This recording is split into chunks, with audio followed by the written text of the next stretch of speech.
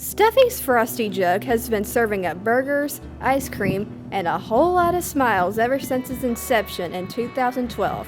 But the story doesn't end there. We talked to the current owner, David Hamilton, about the history of the building and how it evolved over time, while still always being an inviting place to meet friends and eat. Opened as a Swiss Girl milk store. All you could buy was a gallon of milk and a glass jug. In 1957, there was two guys, Moon Cherry and J.R. Humphreys, opened it up as a dairy dip drive-in and called it the Frosty Jug. When I bought it, I changed the name to Stuffy's Frosty Jug, just to be a little update with times. Whether you're a fan of the sweet stuff, or if you just prefer the classic fried food and burgers, there's a little something for everyone here to enjoy, even for the staff members. We have several items on the menu, but our burgers, one of my favorites are just a good old cheeseburger, loaded up with all your vegetables, and it's good. Although many businesses have suffered immensely from the COVID-19 pandemic, Stuffy's Frosty Jug has been using a successful workaround in hopes to stay economically stable. Well, we had to shut down our lobby, so you can't come in and eat right now, but we have a drive-through window, and people have really helped us out with the drive-through. In spite of the current situation with COVID, Hamilton has big plans for the future. This building was built in 1954, and it's kind of small, so I'd like to expand to get more room inside and just improvements that way to get more people in and out. Even though the building may change over the years, Hamilton never forgets what this place means to the people of Dickson County. It's history. We're right next to the school, so we got a good crowd all the time. And a lot of people have a lot of memories from the place. Stuffy's Frosty Jug. Great food for everyone. This is Maddie Dowdy with Discover Dickson County.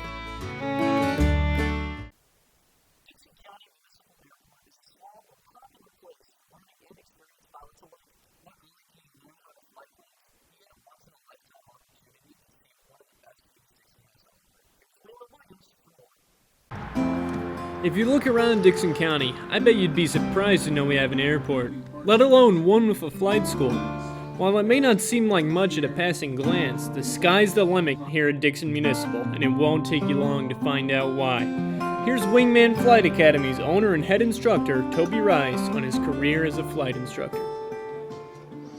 Well, I've been interested in aviation since I was very young. My dad flew airplanes, both my grandfathers flew airplanes. I have an uncle that flies and built his own, and my cousin's also a flight instructor and flies as well.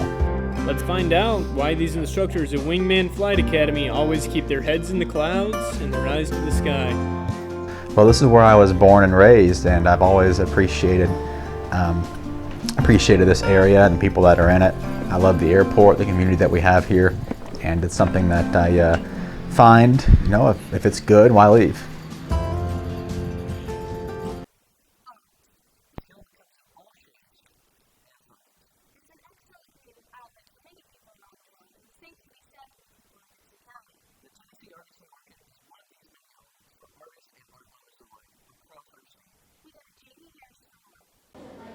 One of the most challenging things about being an artist is finding an audience to invest in their work. Physical spaces to showcase artwork can be few and far between, but at the Tennessee Artisan Market in Dickson, artists have found a place to do just that.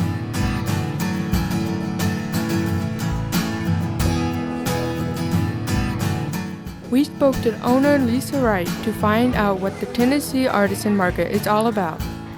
Tennessee Artisan Market, we are a nonprofit, and part of our mission is to provide a venue for Tennessee artisans to display their work. Supporting artists is built into their mission statement. Our mission statement is to provide a venue for Tennessee artisans to demonstrate their talents, display their creations, teach their specific style in their medium, and provide the general public training to develop their artistic abilities.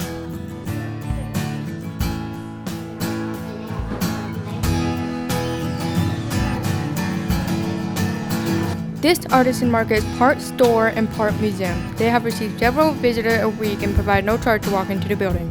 Some days we get a couple of people, some days we can have 20, 30 people roaming through.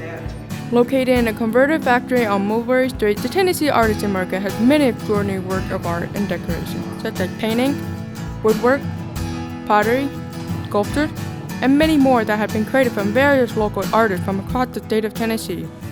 Some are accountant. Then you have artists who do this professionally. This is what they do, and they have shows. Tennessee Artisan Market is a great place to relax and enjoy the beautiful work of art. It can be peaceful and restful, just looking at it, thoughtful, thought-provoking, just soothing, like even taking the sculptures. It's so soothing just to touch and feel the sculptures. For 7 years, the Tennessee Artisan Market has been displaying other artists' work of art. It is a wonderful place for those who love the art to come down to see the beauty and the wonderful atmosphere of the Tennessee Artisan Market.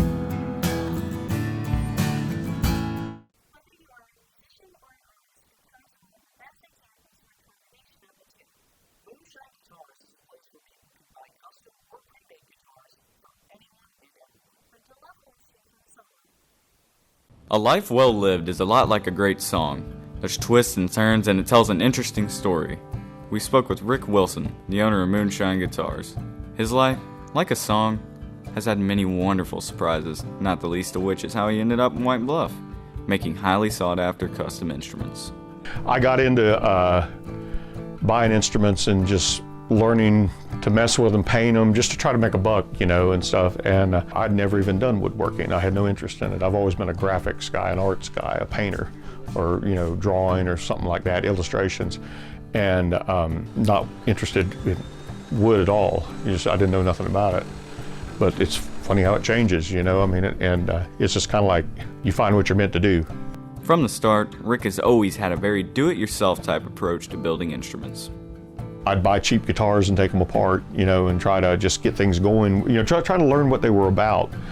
And I messed up a few, just trying to tear them apart where I couldn't put them back together. If you've ever wondered what the real difference is between a stock instrument versus a custom instrument, Rick runs us through his process for creating something really special. It tends to, I tend to run slow with it because I like to be a creative thing, and so sometimes my builds can take a long time, and I'm blessed that I've got people that work with me on this. They understand that, and I'm always upfront about how long I think something will take. Right now, probably for a custom instrument, I'm looking at 3 to 6 months of a wait. I've got a couple instruments right now that I'm into a couple years, and they're highly custom. Everything's handmade, and that's what I love. I mean, it's when you can hold the guitar neck and you pick it up, okay, I'm not there, I like this. And I'm a real touch feel guy as opposed to measurements. I mean, but at the same time, to me, it's how it feels, the end result. With an eye and an ear toward the future, Rick has expanded his shop with the hiring of Drake Swall. He had a music store, White Bluff Music, and here in White Bluff a few years back, and I just kind of became a fly on the wall. Kept hanging around asking questions about building guitars and about working on guitars, and I just lucked into asking the right questions. With the addition of employees, Rick is now able to create more custom items and also finds a way to give back to the community. I'm very blessed that I'm able to occasionally do things and help people out. I love to build instruments for charities, or just I'll sell or something like that. I love to do it. Ups and downs, twists and turns, the song of Rick Wilson's life has been an interesting one, and it ain't over yet. This has been Hunter Lovell and Ben Warwick for Discover Dickson County.